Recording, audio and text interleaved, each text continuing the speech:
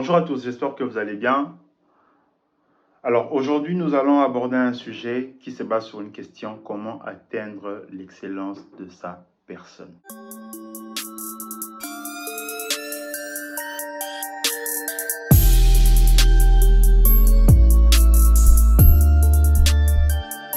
Je dis ça, je dis rien. C'est pas sorcier, c'est technique, check. Alors pour pouvoir répondre à cette question, j'ai bien évidemment mis en œuvre un concept que j'ai réparti en plusieurs étapes, dont la première étape est la connaissance de soi. Le connais-toi toi-même. Pour ceux qui ont fait la philosophie, le latin, qui ont eu à avoir des cours, des formations autour de la philosophie, du latin et tout ce qui va avec, vous avez sûrement eu déjà à entendre cette expression de Socrate. Le connais-toi toi-même. Pour arriver à se connaître soi-même, pour arriver à la connaissance de soi, le premier point, il faudrait se poser la question: qui suis-je? Il faudrait se demander: mais qui je suis? Nous avons des éléments pour pouvoir arriver à répondre à cette question.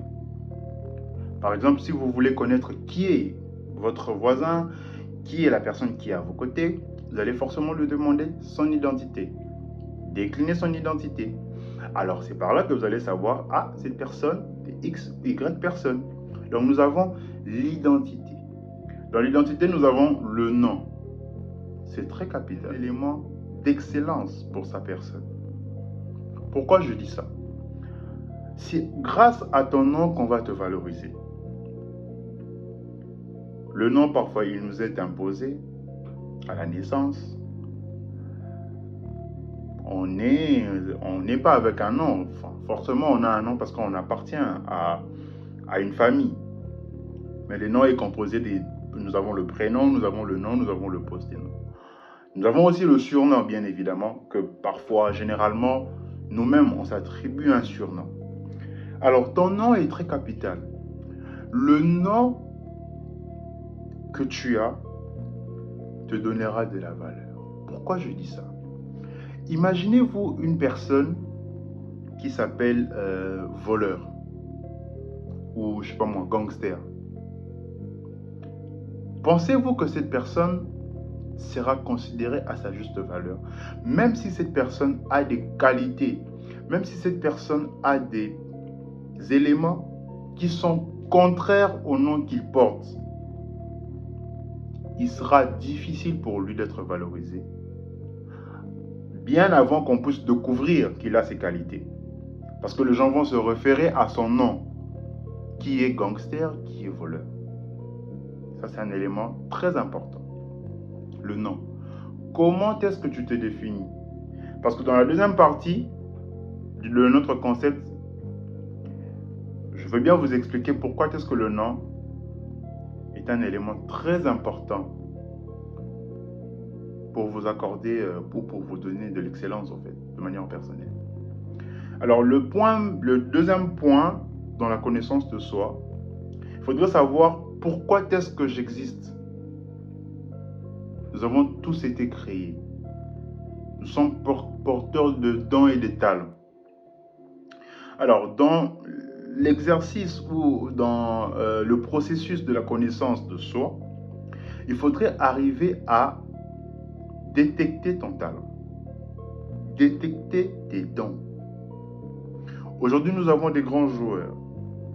Kylian Mbappé, Lionel Messi, tout ce que nous voulons. Est-ce que vous pensez que ces gens-là, je ne juge pas, mais est-ce que vous pensez que s'ils étaient dans un autre domaine que le football, ils allaient avoir le succès qu'ils ont aujourd'hui? Je ne pense pas. Voilà pourquoi il faut arriver à un niveau où tu dois avoir la connaissance du pourquoi tu existes. Alors, pour arriver à avoir cette connaissance, bien évidemment, tu dois savoir quelles sont mes capacités. Je suis bon en quoi? Je suis capable de faire quoi? Pourquoi j'existe? Voilà la question. Pour répondre à cette question, tu dois être capable de connaître tes capacités, de t'observer. Tu fais une observation personnelle de tes forces et de tes faiblesses. Ça te permettrait de ne pas perdre ton temps. Ça te permettra de te concentrer, bien évidemment, sur ce que tu es et sur ce que tu peux faire. Le deuxième point, c'est quand tu sais pourquoi est-ce que tu existes, quand tu arrives au niveau de connaître pourquoi est-ce que tu existes, tu dois maintenant apporter un plus. D'abord, à ta propre personne, aux gens qui t'entourent, à ton entourage, et au monde entier. Parce que tu as été créé pour apporter un plus dans ce monde. Alors, la partie suivante, c'est de savoir qu'est-ce que je vaux. C'est quoi ma valeur? Ma valeur est estimée à quoi? Beaucoup de gens se dévalorisent eux-mêmes. Ah, je ne suis pas capable. Alors que quand tu as déjà répondu à la question du pourquoi j'existe, qui bien évidemment, pour répondre à cette question, tu dois faire l'auto-observation de tes qualités, de tes dons, de tes talents, savoir dans quel domaine tu te sens à l'aise, dans quel domaine tu te sens prospère. Tu sauras exactement ce que tu vaux. Et même si on voudra te placer dans un domaine qui n'est pas le tien, dans un domaine où tu ne retrouves pas ce pourquoi tu as eu à observer, tu ne retrouves pas tes qualités, tu sauras que ma valeur n'est pas là. Parce que la valeur du diamant, la valeur de l'or et la valeur de la pierre, tous sont des éléments importants.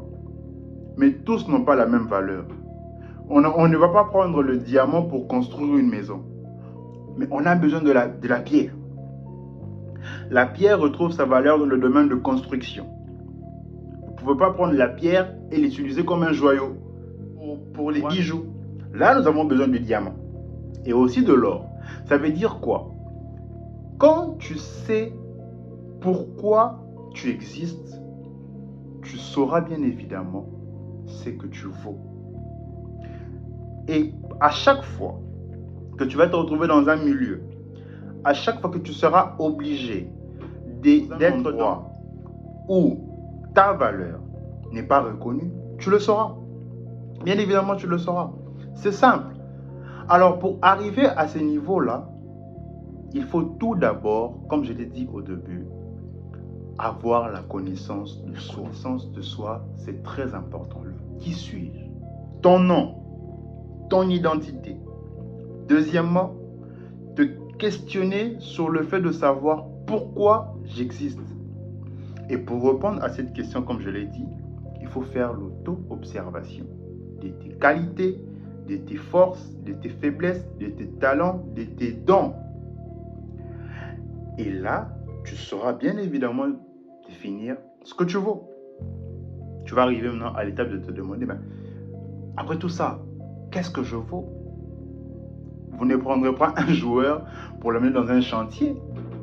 Il ne va rien faire. Vous n'allez pas prendre un maçon pour l'amener dans un terrain de football. Il ne va rien faire. Alors c'est simple. Beaucoup de gens aujourd'hui sont troublés. Beaucoup de gens aujourd'hui sont perdus parce qu'ils sont en train de faire des choses, parfois par imposition. Nous voyons ça. Parfois, les parents imposent des histoires aux enfants. Les parents veulent tracer un chemin pour l'enfant, alors que l'enfant, ce n'est pas ça ce qu'il veut. Écoutez, tout le monde n'est pas censé réussir en allant à l'école. C'est une évidence. On sait réussir sa vie en ayant des grands diplômes. Dieu a mis en chacun de nous des talents et des dons qui doivent être exploités. Arrêtons de forcer. Arrêtons de mener la vie dure aux gens autour de nous parce qu'on estime que il y a un chemin plutôt bien tracé pour la réussite. Non, vous êtes en train de mettre des manques de confiance dans la vie des gens, au fait. Vous êtes en train de rendre les gens captifs. Et ils en souffrent. Et il y en a qui sont introvertis, qui ne savent pas en parler. Mais au fond d'eux, ils ont un grand problème par rapport à ça. Ça, je vous dis la vérité.